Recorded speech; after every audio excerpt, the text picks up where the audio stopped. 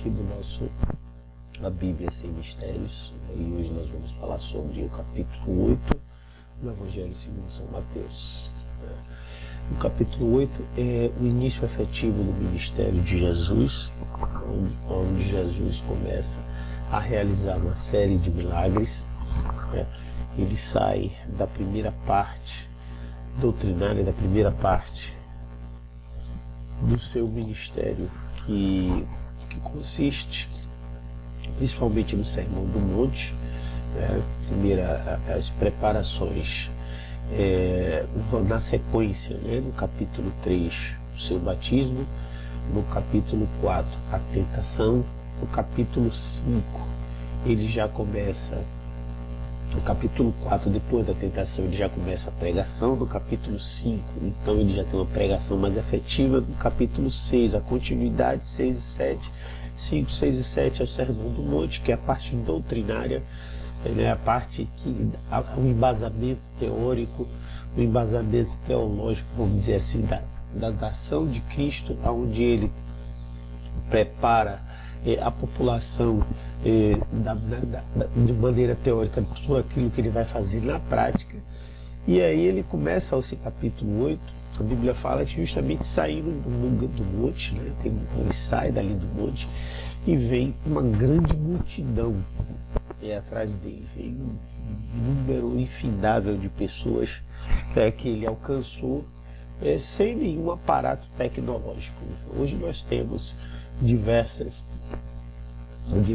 aparatos tecnológicos que embasam e que dão suporte à administração e à pregação do Evangelho, e a capacidade de atrair multidões mediante diversos recursos que estão disponíveis.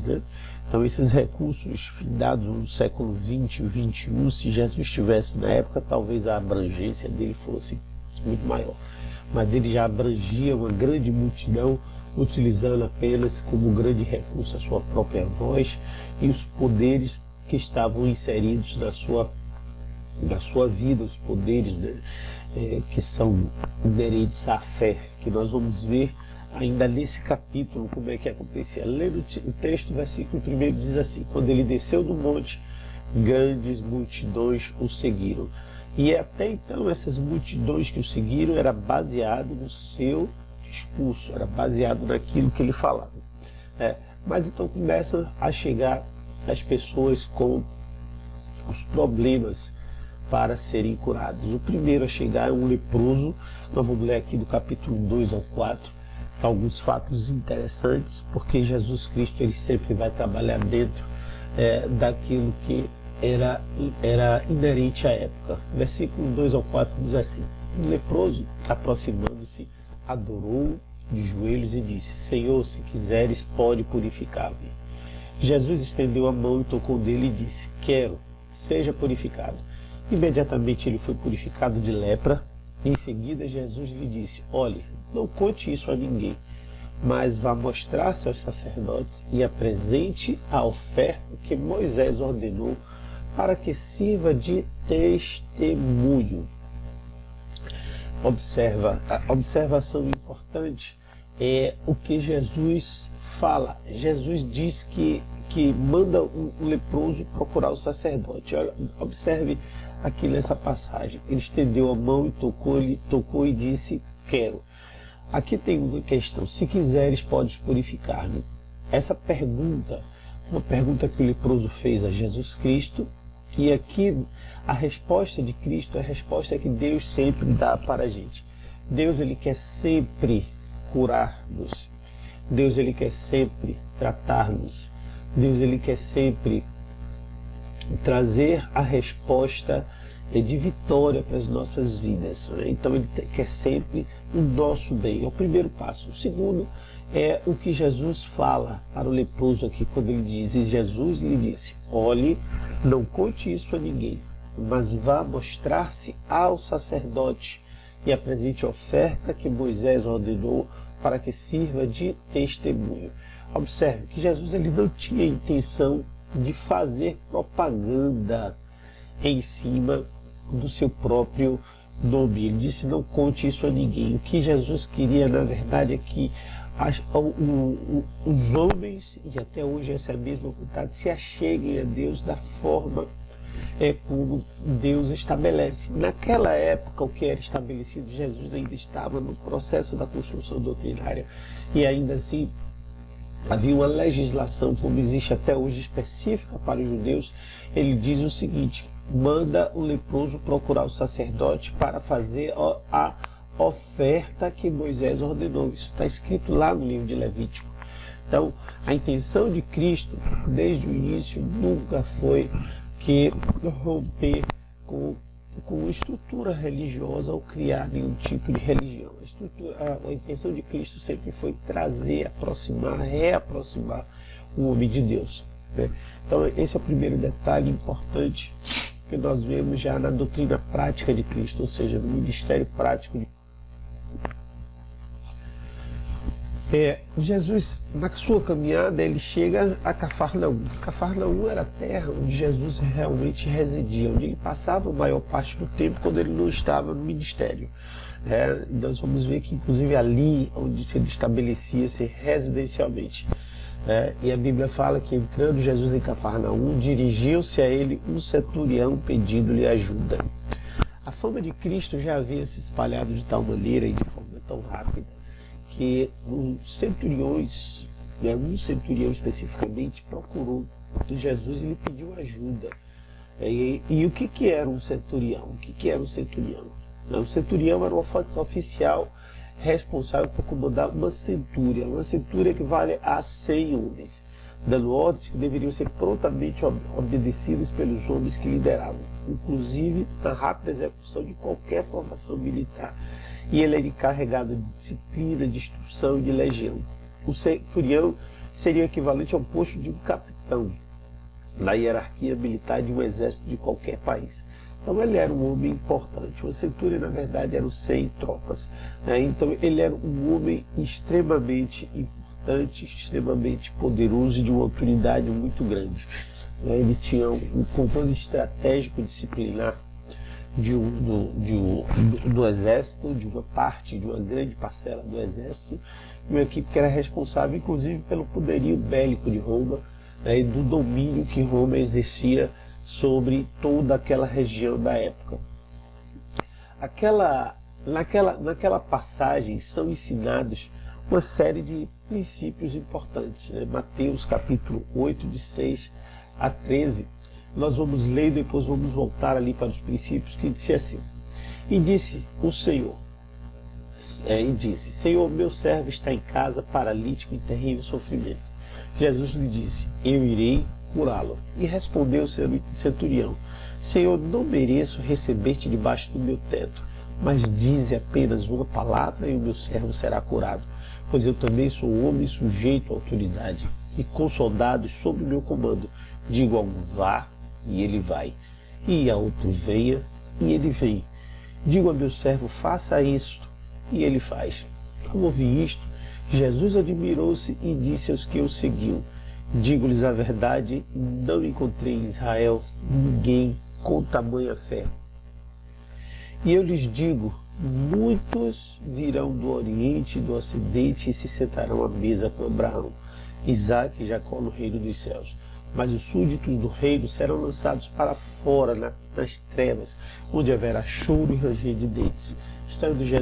Então Jesus disse ao centurião: vá, como você creu, assim lhe acontecerá. E na mesma hora o servo foi curado. Quais foram os princípios? A cura do servo, do centurião, nessa cura são ensinados princípios importantes.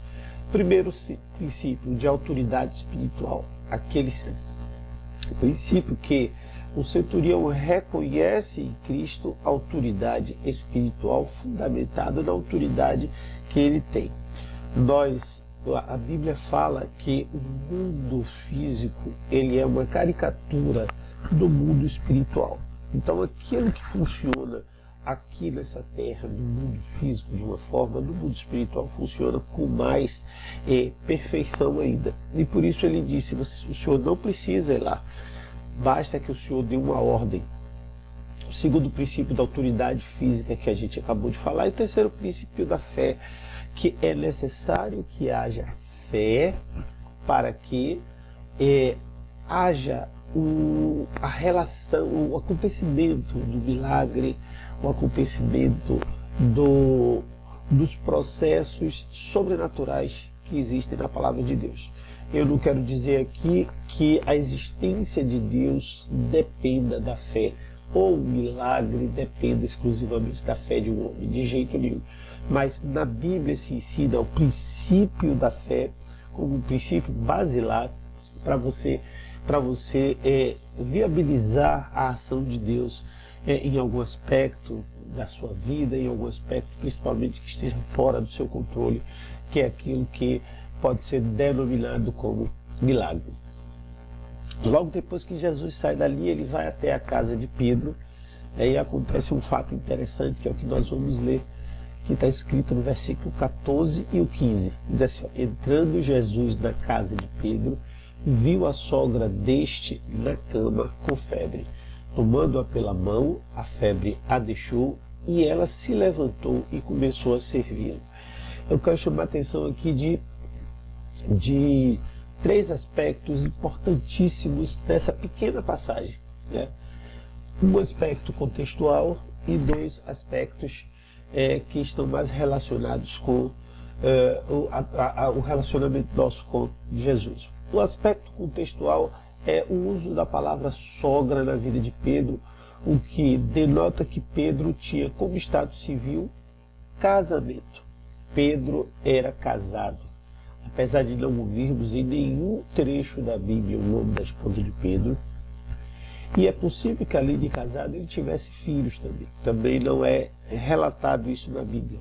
Mas como de costume não se fala sobre esterilidade com Pedro, não se fala sobre isso, é possível que houvesse isso. Porém, o fato importante é que ele era casado e que ele tinha uma sogra. O segundo fato importante se refere ao estado de febre, né? Então era uma enfermidade cujo sintoma era a febre. Várias são as enfermidades que geram febre, né? Mas normalmente a febre é o resultado de um processo interno infeccioso, né? Se sabe isso pela ciência, que a febre é o resultado da ação do organismo combatendo essa infecção.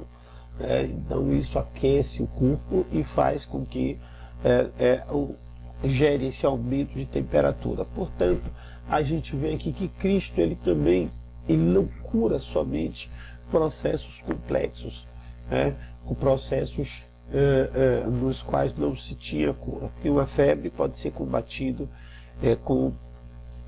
com chás, ou com ervas, ou com uma tecnologia farmacêutica até que havia na época. Mas Jesus utilizou o uso do seu poder, o uso da sua unção para curar a sogra de Pedro. E finalmente o terceiro aspecto que se chama a atenção é que ela começou a servi-lo, né? Ou seja, ela entendeu a importância de Cristo e a importância daquilo que aconteceu naquele momento. Amados, uma coisa que a gente precisa definir, defender e ensinar na nossa vida é que Cristo não é para nos servir e sim nós para servi-lo. Apesar de que ele está sempre disposto a isso, né? Porque aqui até então o maior serviço que ele tinha prestado para a sogra de Pedro não era ela servindo-lhe café, ou seja lá o que for que aconteceu ali naquela época, mas sim o que ele já tinha feito na vida dela. Mais importante de tudo na vida de qualquer pessoa é o que Cristo faz, ou fez, ou vai fazer, ou está fazendo na nossa vida. Aqui está o primeiro cumprimento profético dessa palavra, né? O cumprimento que está em Isaías capítulo 53, versículo 4 e 5, né? E esse cumprimento profético, ele é extremamente poderoso, porque ele fala de Isaías capítulo 53, versículo 4 e 5, que eu leio aqui agora, que diz assim: verdadeiramente ele tomou sobre si as nossas dores e as nossas enfermidades levou sobre si. E nós o reputávamos por aflito ferido de Deus e oprimido, mas ele foi ferido por causa das nossas transgressões e moído por causa das nossas iniquidades. Passou um caminhão aqui, é de madrugada essa hora aqui que eu estou gravando, por isso não deu para ouvir tudo. Desculpem, vamos continuar. Mas ele foi ferido por causa das nossas transgressões e moído por causa das nossas iniquidades. O castigo que nos traz a paz estava sobre ele, e pelas suas pisaduras nós fomos sarados. Esse cumprimento profético se refere ao que está escrito nas palavras seguintes, versículo 16 e 17, que diz assim: ao anoitecer foram trazidos a ele muitos endemoniados, e ele expulsou os espíritos com uma palavra e curou todos os doentes. E assim se cumpriu o que foi dito pelo profeta Isaías: ele tomou sobre si as nossas enfermidades e levou as nossas doenças. Então, quando Jesus cura o leproso, depois Jesus tira a febre da sogra de Pedro, então começam a surgir muitos e muitos doentes e endemoniados. A Bíblia não relata nem o nome de quem foi, nem a quantidade qual foi. Apenas entende-se, depois nós vamos ver no estudo, ao longo do estudo, que a quantidade não dava para colocar em todos os livros daquela época. Então, olha só, foram muitos endemoniados, foram muitos doentes, muitos. Naquela hora ali, ao anoitecer, é possível que Jesus tenha ficado até mais tarde trabalhando, curando, e a palavra diz que ele não fazia muito esforço, era algo que era tranquilo para ele. Uma palavra e curou todos os doentes, é tudo que tem escrito. Com apenas uma palavra ele curava os doentes e expulsava os demônios. E Jesus, então, agora ele dá uma ordem para sair de Cafarnaum. Eles agora vão para o outro lado. Cafarnaum era uma cidade litorânea, e no outro lado estava uma região, a região da Gadara, que é para onde eles foram. E a Bíblia fala no versículo 18, quando Jesus viu a multidão ao seu redor, deu ordens para que atravessassem para o outro lado. E a Bíblia diz que aí ele já começa a chamar a atenção dos escribas. Por quê? Porque muitos dos escribas, eles conheciam a Bíblia, porque o escriba, quem era o escriba? O escriba era aquele que transliterava, que colocava para o pergaminho os textos bíblicos. Então eles eram os transmissores da parte escrita da Bíblia. Mas Jesus, ele chama a atenção das condições. Olha só o que é que diz ali o versículo 19 e 20. Então o mestre da lei se aproximou e disse: mestre, eu te seguirei por onde quer que fores. E Jesus respondeu: as raposas têm suas tocas, e as aves dos céus os seus ninhos, mas o Filho do Homem não tem aonde repousar a cabeça. Ou seja, Jesus diz o seguinte: olha, você quer vir, venha, mas saiba que não é luxo, que não tem nada demais. Então, essa era o contexto de Cristo na época. Então, ele dormia pela estrada às vezes, ou se não desse lugar para ele dormir, dormia onde tivesse. Da mesma forma, ele estava sempre dependendo de Deus. Então, ele estava sempre dependendo de onde Deus direcionasse ele. Não havia posse. Se Jesus, nesse ministério dele, ele não tinha uma casa em cada lugar. Ele tinha, sim, esse processo no qual ele realizava o seu ministério de lugar em lugar, e às vezes ele dormia até onde tivesse de dormir. Um outro discípulo, verso 21 e 22, nesse texto aí, antes de ir, quer enterrar o pai. Mas Jesus aí explica para ele. Esse outro discípulo lhe disse: Senhor, deixa-me ir primeiro sepultar meu pai. Mas Jesus lhe disse: siga-me e deixe que os mortos sepultem os seus próprios mortos. Por quê? Porque aqui é uma doutrina nova que Jesus estava trazendo, que era a doutrina do novo nascimento. Então aqui os mortos, aqui Jesus fala, são aqueles mortos dos seus delitos e dos seus pecados, que Paulo vai falar lá em Romanos 8, ou Romanos 6, perdão.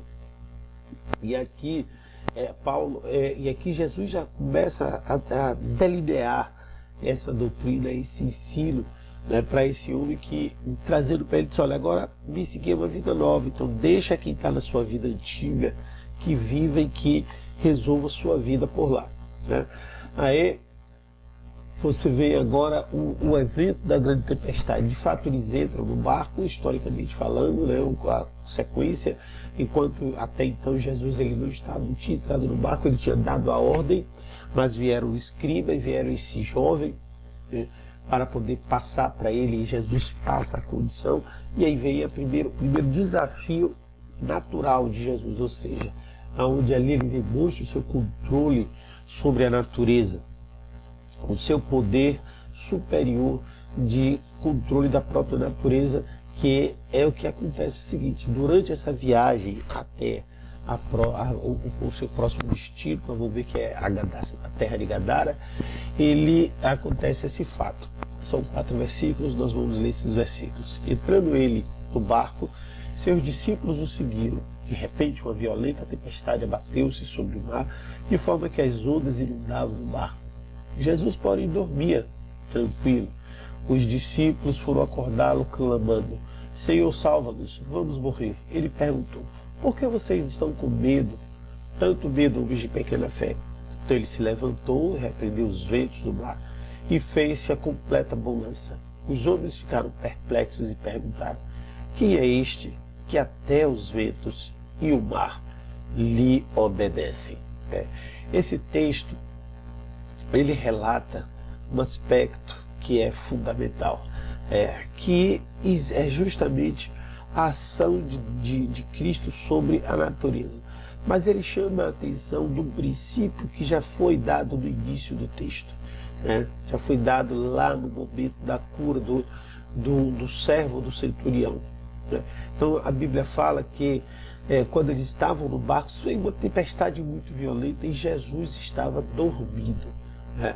Então várias mensagens você pode colocar em cima delas. Se você for pregador, tem algumas dicas importantes. Essa tempestade, ela pode ter relação com esse tempo, com a vida individual de cada um, com problemas emocionais, com problemas de relacionamento, com problemas financeiros, com problemas de saúde. Tudo aquilo que gera uma tribulação na vida de alguém pode ser uma analogia com essa tempestade. O segundo aspecto é a condição que Cristo está. Em outros trechos da Bíblia nós vamos ver que Jesus ele sempre procura ter paz, ou nos trazer paz. Tem um trecho em João onde ele diz que é a paz que ele nos dá, e essa paz ele emanava aí na hora quando ele dormia. E os discípulos desesperados foram acordá-lo, chamando: Senhor, salva-nos, vamos morrer. A resposta de Cristo foi: por que vocês estão com tanto medo, homens de pequena fé? Por que Cristo chamou aqueles homens de pequena fé? Porque não tinha passado talvez 2, 3, 4 horas, ou talvez não tivesse passado 1 hora. A Bíblia não relata o tempo aonde aconteceram, em primeiro lugar, e tudo parece que foi no mesmo dia, né? Dá a entender que a cura do servo do centurião, a cura da sogra de Pedro, né? A cura da quantidade de doentes e a expulsão de muitos endemoniados tinha acontecido durante o dia, né? Durante o dia já tinha anoitecido, eles estavam nesse barco e no caminho de Gadara, talvez passaram a noite toda viajando, mas tinha pouco tempo. Se houvesse um dia que tivesse acontecido, tinha acontecido ontem. Se tivesse um ano que tivesse acontecido, tinha acontecido há 1 ano. E eles viram com os próprios olhos o poder e a ação de Deus através da vida de Jesus Cristo, e ainda assim eles estavam com medo.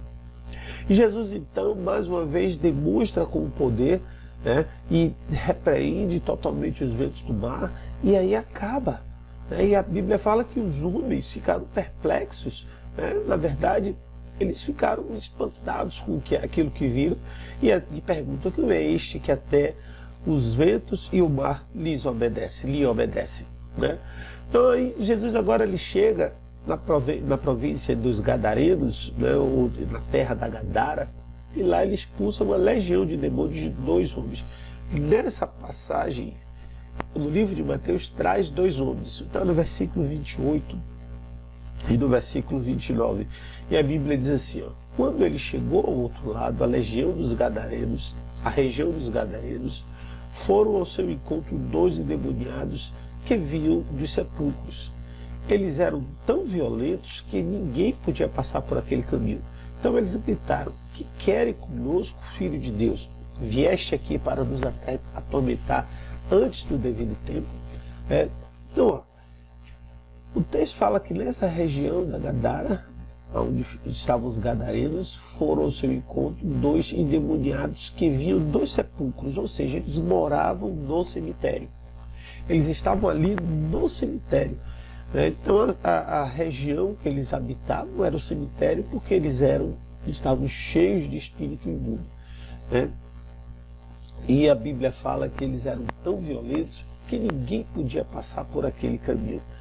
Então eles gritaram, que queres conosco, Filho de Deus? Vieste aqui para nos atormentar antes do devido tempo? Ou seja, eles imaginavam que o tempo, eles sabiam já sobre a sua derrota, por isso ele fala antes do devido tempo. Eles já sabiam que Jesus vinha ali para pisar a cabeça das serpentes, eles já sabiam que já tinha uma sentença sobre eles, aqueles demônios. Eles sabiam que Jesus era o Filho de Deus. Até então, ninguém havia entendido ainda, reconhecido isso, mas os demônios sabiam. Por quê?